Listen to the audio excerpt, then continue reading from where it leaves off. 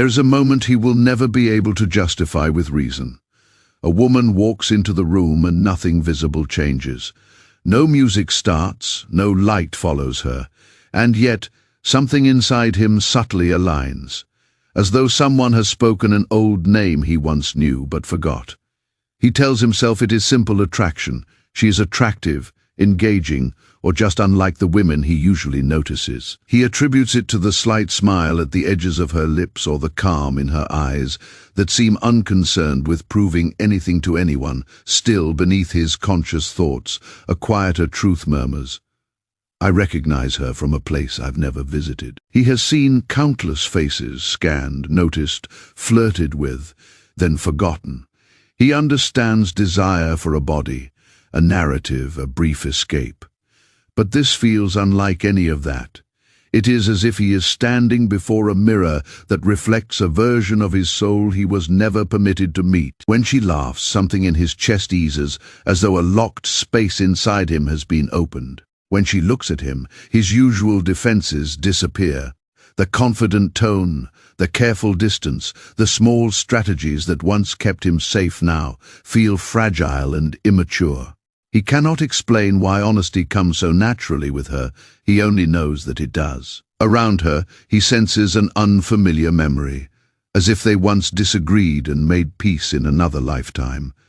As if somewhere beyond time they had sat at a kitchen table, speaking about everything and nothing, while the day quietly ended. It is not intense or theatrical, but a soft familiarity that unsettles him. Carl Jung once observed that when two personalities meet, it is like the interaction of two chemical elements. If a reaction occurs, both are changed. He does not know this quote, yet he feels its meaning deeply because something within him responds to her in a way that suggests transformation. He notices how the world becomes clearer when she is close, the light on the wall, the way time expands and contracts around small moments. The pauses between her words, he becomes acutely aware of himself, not out of doubt, but because his inner self rises closer to the surface. On the outside, nothing unusual happens. Two people stand together, talking about work, friends, or ordinary matters. But inside him, his entire life quietly reorganizes to make space for her presence. He does not realize this is recognition. He only knows that leaving her feels wrong, like closing a book at its most meaningful page. His body carries a calm yearning for her voice, for the shape of her thoughts, as if an inner compass has finally found its true direction. Later, he will try to convince himself he is overstating it, that it is unwise to feel so deeply so quickly. But a deeper part of him already understands this is not simple attraction. He is remembering something his soul has always known, long before his mind could understand it. Before he met her, he already carried a woman within him, not a literal woman with a face or a name, but a sense of femininity, a quiet inner image that surfaced in dreams, daydreams, and those strange moments when music made his chest ache without explanation. As a boy, he felt her as a softness beneath his toughness, the impulse to comfort instead of dominate, the instinct to protect small things, the habit of listening to the silence in a room before adding his voice. He learned early that the world didn't know how to handle that part of him. So, he built armor. He learned humor, dares, and how to conceal tenderness behind sharp timing. He chose logic over intuition. He listened more to other men's expectations than to the low voice in his chest. Still, the inner woman never vanished. She only stepped back into the shadows and waited. At times she reached him through the women he dated, through his pull towards sensitivity, creativity, or mystery, through his interest in eyes that seemed to see past his surface. He believed he was simply drawn to a certain type. In reality, his soul was looking for a mirror. He tried to shape every woman into that inner image. He placed his hopes for softness, safety, and emotional warmth onto their faces. And when they failed to match this unseen script, he felt confused and disappointed without knowing why. He wasn't truly angry with them, but with the gap between his inner world and reality. Jung described this inner woman as a bridge. She is the part of a man that links him to his emotions, his intuition, and depths that reason alone cannot reach. When he respects her, he becomes more whole. When he ignores her, she turns into moodiness, resentment, or fixation, whose source he cannot explain. For years, he crossed this bridge in dreams, but rarely while awake. Often, he rose from a vivid dream of a woman whose face he couldn't quite recall, tears in his eyes and an unexplained longing in his chest. By breakfast, he pushed it aside and decided it meant nothing. Yet the inner woman kept arranging small encounters, a film that broke him open, a song that stilled him, a stranger on a train whose mere presence affected him. Each moment was a quiet rehearsal for the day his soul would see its reflection in full light. When he meets you, the unseen and the seen finally meet. The feeling he has carried since childhood stands before him in shoes, skin, and eyes that hold both storm and sunlight. The bridge that once lived only in his unconscious now takes a living shape. He has no language for it. He only knows that you speak a tongue his heart has understood for years, even if his mouth never learned it. You remind him of every dream he ever had of being more honest, more gentle, more awake. That is why his response to you feels larger than the moment itself. If your presence touches the place where his inner femininity has waited to be recognized and honored in you, he doesn't simply see a woman. He meets his own soul at the water's edge and realizes the reflection looking back is also himself. At first, you may not even notice how the air shifts when his attention turns toward you. You take him for another man who listens. A courteous smile, a nod at the right time. Yet when you speak, you sense something else. You feel his presence lean in, as if your words were not just sounds but parts of a map he has searched for a long time. He remembers details you yourself forgot. How you drink your coffee when you're tired. Unlike when you're hopeful, the story you once shared about the book that comforted you as a lonely child. Weeks later, he mentions it gently, and you're surprised that someone listened closely enough to remember. When you speak, he doesn't reach for his phone. His eyes don't drift toward the door. His gaze remains on you. Not demanding, not possessive, but steady, aware, and deeply attentive. He listens even to your casual jokes with a gentle attentiveness that remains after the laughter ends. He doesn't simply laugh at what you say. He remembers the way your lips curve with playfulness, the brief spark of light in your eyes. He collects these small details like someone who has finally discovered a language he wants to master. His questions feel different as well. He doesn't only ask what you do, but what it does to your inner self. He wants to understand what keeps you awake at night and what kind of quiet helps you feel secure. When you speak, he listens with his entire being, as if the space around you has narrowed to the distance between your voice and his heartbeat. You notice that he often grows quiet when you're close. Not the silence of disinterest, but the calm stillness of someone who doesn't want to miss a single moment. He allows pauses between words and doesn't rush to fill them. In those pauses, you both sense something unseen, a subtle thread forming between your inner worlds. Over time, you realize he can sense your emotional climate. He knows when your smile is genuine and when it's only a veil over exhaustion. He notices when your messages lose warmth and reaches out without accusation or pressure, as if an inner gauge within him had aligned itself precisely with you. This level of attention feels like standing in soft sunlight after years spent in the cold. A part of you eases, wants to breathe, to open up, to be fully recognized. Another part feels uneasy. You're not accustomed to being seen so closely without someone trying to reshape or manage you. He isn't flawless. He forgets things. At times he gets caught in his own emotional turbulence. Yet around him there is a sense of shelter. When he is truly present, you feel that your thoughts aren't an interruption but a flowing river beside which he sits with appreciation. In reality, he doesn't only listen to you. He listens to the reflection of his own inner voice through yours.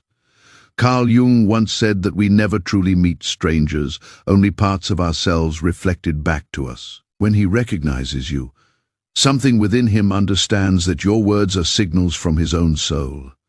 That's why his attention feels meaningful. It isn't praise or a tactic. It's the instinct of a man who senses that by truly seeing you, he is returning to a long-forgotten room in his own heart. So he watches, he remembers. At night, he revisits your words in his thoughts, not from fixation, but because through you he learns to respect himself. Throughout his life, he relied more on defenses than emotions. Humor, irony, the skill of shifting topics when things became too painful. Those defenses stood like loyal guards at the entrance of his heart. Then he meets you, and those guards begin to glance at one another, uncertain whether they should step aside. He hears himself sharing things he never planned to reveal. About the father he still seeks approval from in his mind, about the breakup that wounded him far more deeply than he ever admitted. At first, the words emerge slowly, then with increasing ease, as if they had been waiting for this moment, for this listener. Afterward, he feels exposed. He replays the conversation, uneasy. Why did I say that? Why did I allow her to see so much? The next morning, a quiet anxiety settles beneath his ribs, as if he left home without protection.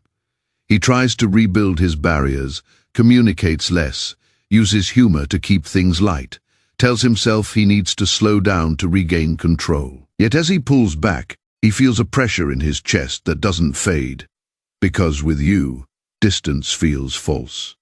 His body remembers the freedom of speaking honestly, the release in his shoulders, the brightness in his eyes. He realizes that his laughter with you comes from a deeper place, not the practiced laughter he uses in spaces where trust is absent. You ask simple questions, but they reach complex places within him. How are you really?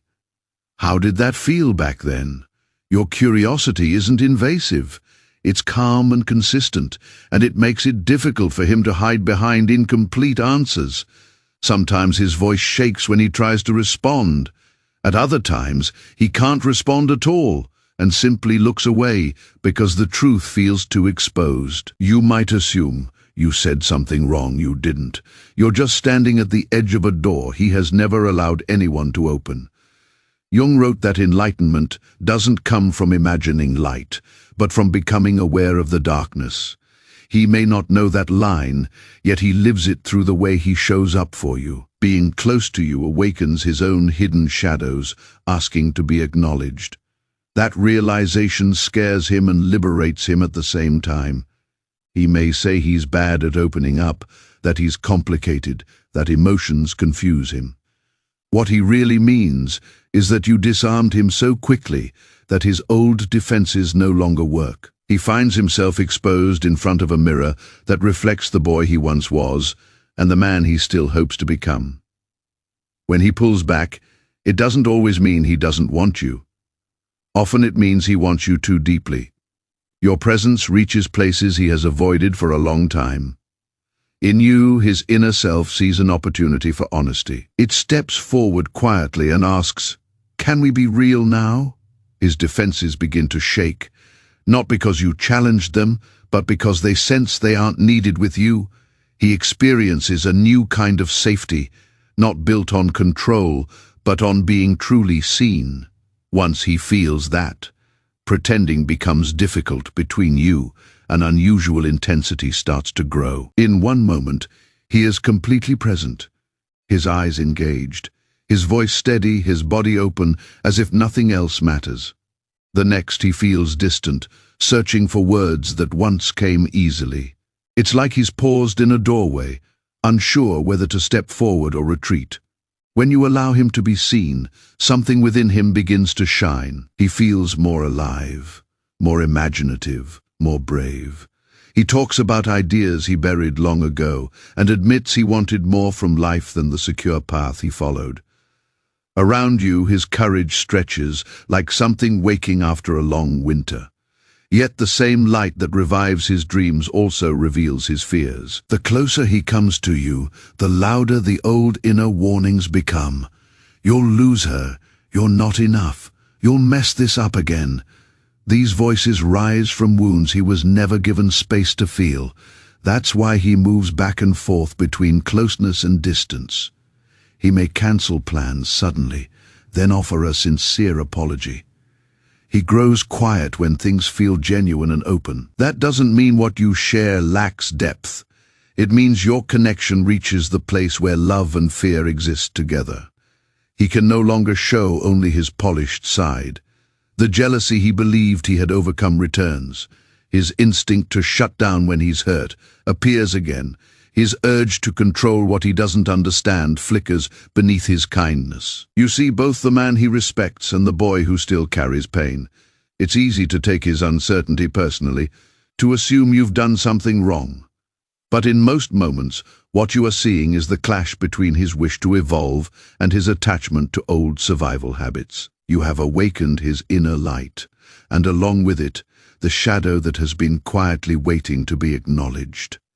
Jung explained that the shadow holds not only darkness, but also the unlived parts of us, the unrealized potential. When a man encounters his shadow outside himself, he faces everything he could become and everything he is still afraid of. You become a reflection not just of his strengths, but also of his avoided responsibility, his buried pain, and his unused gentleness. That is why he sometimes says you overwhelm him, even when your approach is soft. Simply being there stretches the limits of his comfort zone. You are not asking him to be more, he just feels it. Around you, more feels achievable, and for a heart used to its own boundaries, this awareness is both exciting and unsettling.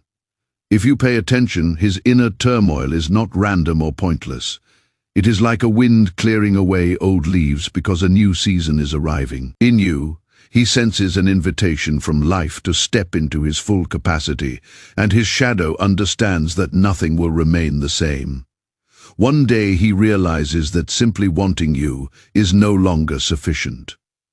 The urge to impress you begins to feel insignificant compared to the deeper desire to stand beside you as an equal. His emotions shift from the excitement of pursuit to a quiet longing to become someone who can genuinely walk with you on the same path. He starts noticing the areas of his life that no longer align with the man he feels himself becoming around you. The way he avoids hard conversations, the habits he uses to escape himself, the parts of his life where he has been living only half aware. These things now feel uncomfortable because he senses you would see through them instantly, without needing to say anything. So he begins to change quietly. He sends the message he has been avoiding for a long time. He takes responsibility for how he ended something in his past. Instead of blaming others, he chooses truth more often, even when dishonesty would be easier. You notice him reassessing his friendships and daily patterns. Nights, once filled with distraction and numb routine, now feel hollow. He looks for places where he can actually feel his heart, rather than spaces where he can disappear into noise. It is as though your presence has amplified his sense of conscience. He no longer asks only, "What do I want from her?" A deeper question appears. Who do I become when I am with her? Being close to you acts as a mirror, constantly inviting him toward greater sincerity. You can see that he is not fixated on where you are, not because he lacks care, but because a deeper respect for your inner world has formed. He wants your yes to be free, so that if you choose him, he can trust that choice as genuine. In the way he holds your connection, there is gentleness. He does not pressure your heart. He does not resent you when you need space. On an instinctive level, he understands that anything forced could damage what makes the bond meaningful. That does not make him inactive. When it truly matters, he steps forward. He tells you what he feels with a level of honesty that surprises even himself. He may struggle to find the right words, but you sense they come from a place that has been practicing truth quietly for a long time. He begins to care not only about how you view him, but also about how he sees himself when he is with you. When he acts from fear, he feels it more clearly. When he chooses kindness over ego, it settles. He sleeps more peacefully. Your presence becomes a silent guide, gently directing him back toward his own inner self. If you observe carefully, you'll notice he has no urge to own your light. Instead, he allows it to teach him. What he feels for you invites him to step into a stronger, fuller version of who he is. He moves toward it slowly, imperfectly, sometimes with hesitation, but always with an honesty that pulls him back, even when uncertainty tries to lead him elsewhere.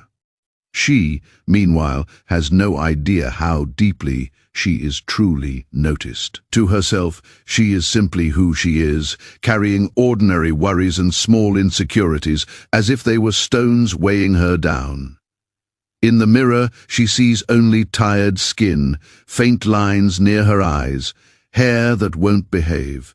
She cannot see how his spirit relaxes the moment she walks into the space. She tells herself that men are often intrigued for a short time and then lose interest. That attention fades once she isn't endlessly accommodating or easy to reach.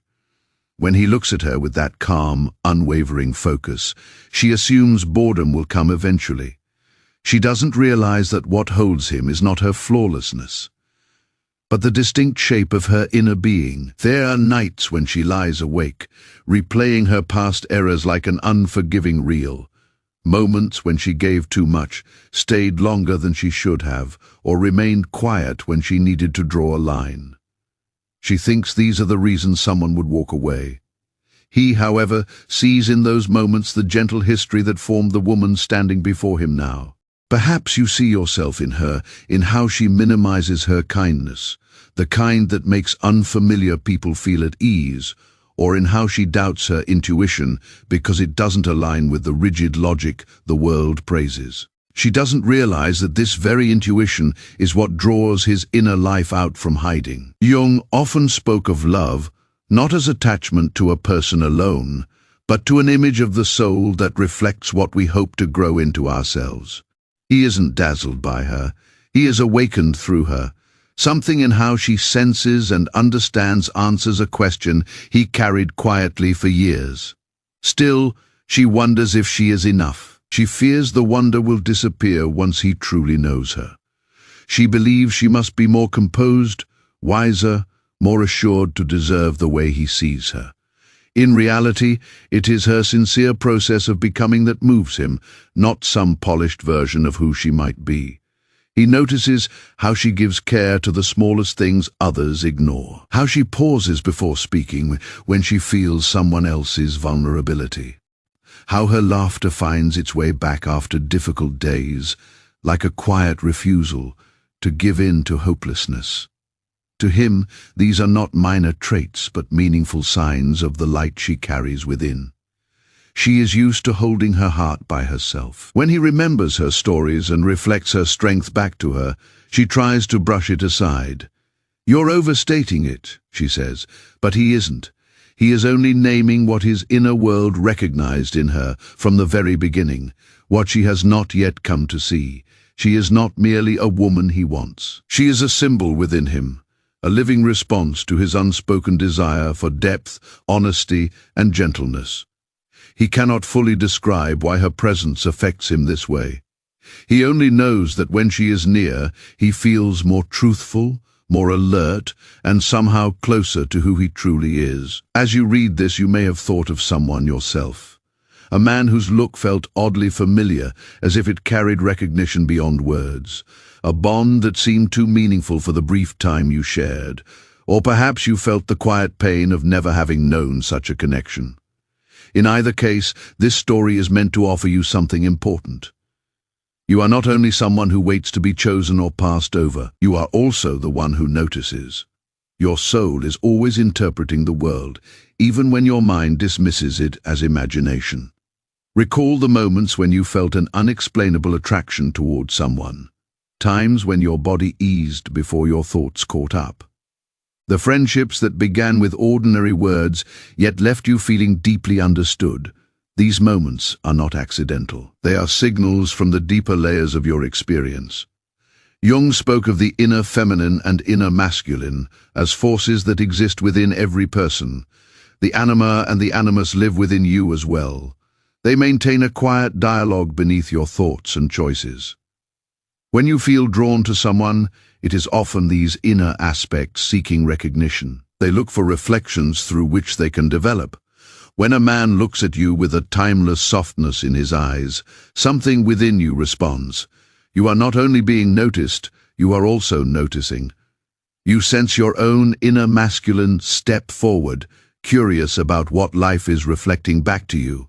In his response, you encounter yourself. This means that whether he remains in your life or not, you have already touched something meaningful. That moment of recognition was never only about romance. It was your soul revealing its depth through your emotional response. No one can take that experience away from you. You have moved through many environments where you felt like too much or not enough, spaces where your sensitivity was labeled weakness, and your intuition dismissed as excess. Yet these very qualities are what make you visible to a kind of love that truly understands. Not everyone is meant to recognize you, but those who do will feel it deeply. As you continue forward, allow this awareness to shape how you hold yourself. You do not need to pursue attention that never truly meets you. You do not need to reduce your truth to make others comfortable. You are allowed to wait for connections that speak the language of your inner world. Observe who you become around those who truly matter. Notice when your voice feels more open, when your body feels at ease, when your laughter comes from a genuine place rather than from a role you learned to play. These are indications that something real is acknowledging you. If this story touched the part of you that is weary of incomplete love, pause with this understanding. Let it ease how you judge your past and how you worry about what lies ahead. You are not behind. You are unfolding at a pace your soul can sustain. And if these words resonated with you, share them with the woman who still questions her own worth. Keep them for the moments when you forget what you deserve. Stay close to the places and thoughts that remind you of the depth you carry within. If your heart seeks more reflections like this, honor that desire. Not as impulse, but as a quiet commitment to keep listening.